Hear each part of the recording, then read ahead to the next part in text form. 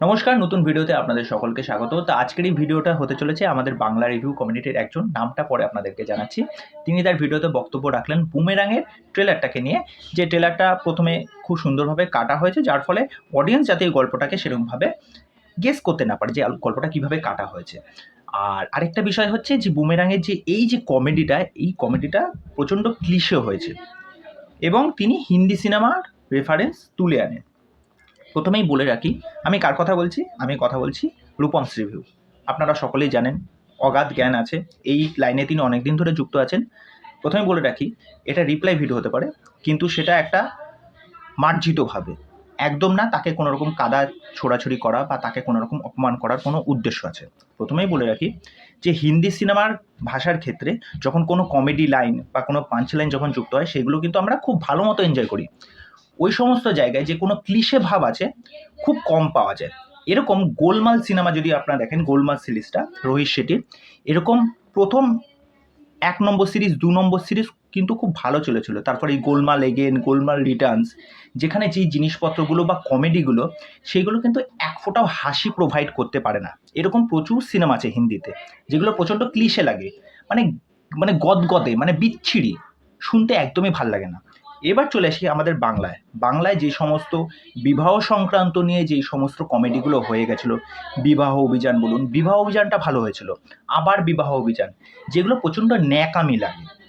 এরকম আরও কয়েকটা, যেখানে ৩-৪ জন হিরো, যেখানে যিশু ছিল, অঙ্কুশ ছিল, আরও আরেকজন কোন একজন নায়ক ছিল, আমার মনে পড়ছে না এখন, সেই জায়গা, সেটাও কিন্তু হিন্দি সিনেমার থেকে কপি করা। সেটা দেখতে কিন্তু ভাল লাগে না।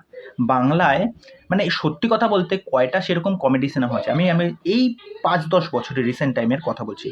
বাঙালি অডিয়েন্স কয়জন মানে এই যে বাংলার কমেডিটাকে সেভাবে নিতে পারে? এইবার বিষয় হচ্ছে, দেখবেন হিন্দিতে ২ খানা সিনেমা আছে যেইগুলো আপনি এখনও দেখতে বসলে আপনার এখনও ভাল লাগবে। কোন সিনেমাটা? যেটা হচ্ছে হাঙ্গামা, পরেশ রাওয়াল ছিল। ওটার মধ্যে ভরপুর কমেডি। সেটাও আবার বাংলাতে রিমেক হয়েছে, যেখানে লাবণী ছিলেন, মিঠুন চক্রবর্তী ছিলেন। কিন্তু সেই সিনেমাটা আমরা দেখে এসেছি হিন্দিতে, কিন্তু সেখানেও জিনিসপত্রগুলো প্রচণ্ড ক্লিশে, অতটাও কিন্তু ভাল লাগছে না, মোটামুটি লেগেছে। আর যেহেতু আমাদের বাংলায় কমেডিয়ান হাতে গোনা কয়েকজন আছে, অম্বরীশ আছে, কাঞ্চন আছে, ঠিক আছে, হাতে গোনা কয়েকজন আছে, খুবই কম। আরেকটা চলে আসি কোন সিনেমা হিন্দিতে? নো এন্ট্রি সিনেমা, যেখানে কে কে ছিল? ফারদিন খান ছিল, সালমান খান ছিল, আবার বিপাশা বসু, আরও অনেকে ছিল। তা ওখানেও আর হাঙ্গামা সিনেমাতে, এই যে নো এন্ট্রি এবং হাঙ্গামা, এই দুটো সিনেমায় দেখবেন একটা সম্পর্কের মধ্যে না ক্ল্যাশ হচ্ছে, মানে কোথায় কি হচ্ছে, কে কার বউ, এই যে একটা ড্রামা, একটা মিক্সড ড্রামা তৈরি হয়েছে, সেই বিষয়টাকে সিনেমায় দারুণ দেখিয়েছে, সেই জন্য আমাদের ওই সিনেমা দুটো কিন্তু স্পেশালি ভালো লেগেছে। এবার দেখুন অক্ষয় কুমার। অক্ষয় কুমারের তো কমেডি টাইমিং দারুণ। অক্ষয় কুমারের যদি প্রিভিয়াস অনেক সিনেমা আমরা দেখি কমেডি সিনেমা, সেটা দারুণ। রিসেন্ট টাইমে বড়ে মিয়াঁ ছোটে মিয়াঁ সিনেমাটা বেরোলো, মানে একদম ধরাশায়ী অবস্থা।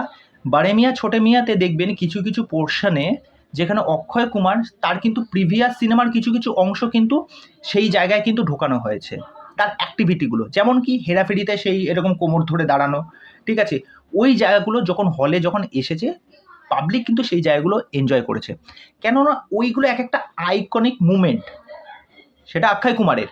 কিন্তু বুমেরাঙে দেখবেন যে প্রত্যেকটা ডায়লগ বা পাঞ্চ লাইনগুলো ইউজ করা হয়েছে বা পোকগুলো ইউজ করা হয়েছে, সেগুলো কিন্তু দারুণ। একটা পোকিং কী ছিল দেখবেন, রজতাভ দত্ত মলের ভেতর দিয়ে হেঁটে দৌড়ে যাচ্ছে, মানে পিছু করছে কারোর, সেখানে বলছে দেখো, দেখে মনে হচ্ছে বন্দে ভারতের মতো, একটা ঢিল চড়ে মারি, বলছে এই জন্য তোদের ভালো কিছু দেওয়া হয় না। আরেকটা সিনে আমরা কি দেখতে পাচ্ছি, যখন ওই শ্বশুরমশাইকে নিয়ে নিশা ওই কোলে তুলছে, তখন জিৎ বলছে যে বাবা তুলে কথা নয়, বাবা তুলে কথা নয়।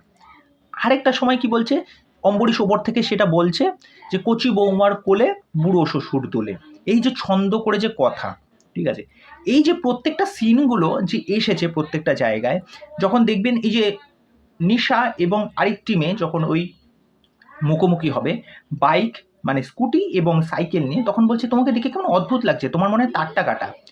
এবার দেখুন যে রুক্মিণীর যে ক্যারেক্টারটা, এই যে রোবোটিক যে ব্যাপারটা, এটা করাটা কিন্তু প্রচণ্ড ডিফিকাল্ট।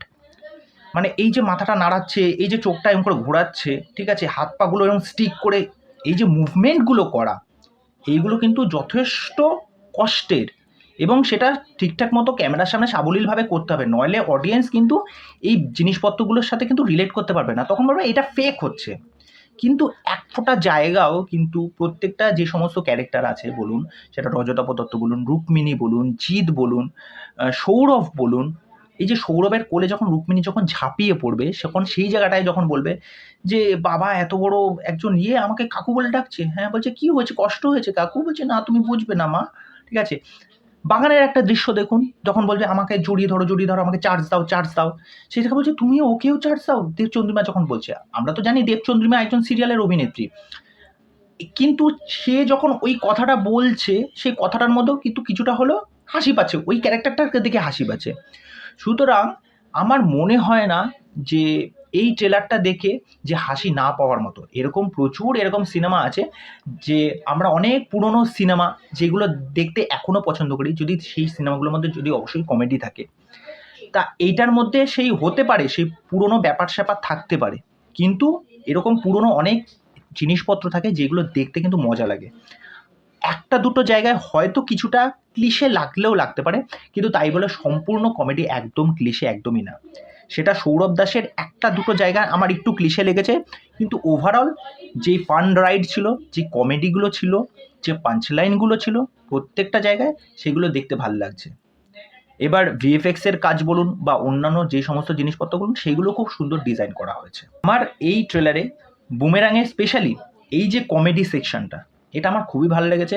এবার সিনেমায় সেগুলো একটার পর একটা যখন সিন আসবে, সেটার পরিপ্রেক্ষিতে তখন বোঝাই তো যাবে যে এইটার পর এই সিনটা আসতে চলেছে, বা এই ঘটনার পর এই ঘটনাটা আসতে চলেছে। মজা দর্শক অবশ্যই পাবে, আশা করি। কমেডি এখানে খুব ভালো মতো ওয়ার্ক করবে, লেখাও খুব সুন্দর হয়েছে। তা এই হলো বক্তব্য। তা এই বিষয়ে আপনাদের কি মতামত সেটা অবশ্যই জানাবেন। আর শেষমেশ একটা কথাই বলছি, দেখো রূপম, তোমাকে নিয়ে আমার কোনো রকম বাকবিতণ্ডা নেই। তুমি তোমার মতো বক্তব্য রেখেছো, আমি আমার মতো বক্তব্য রেখেছি। তা তুমি যদি এই ভিডিওটা দেখে থাকো, তা তোমার বক্তব্যও রাখতে পারো, অসুবিধা নেই। তা চলো, আজকের ভিডিও এখানেই শেষ করছি, পরবর্তী ভিডিওতে আবার দেখা হবে।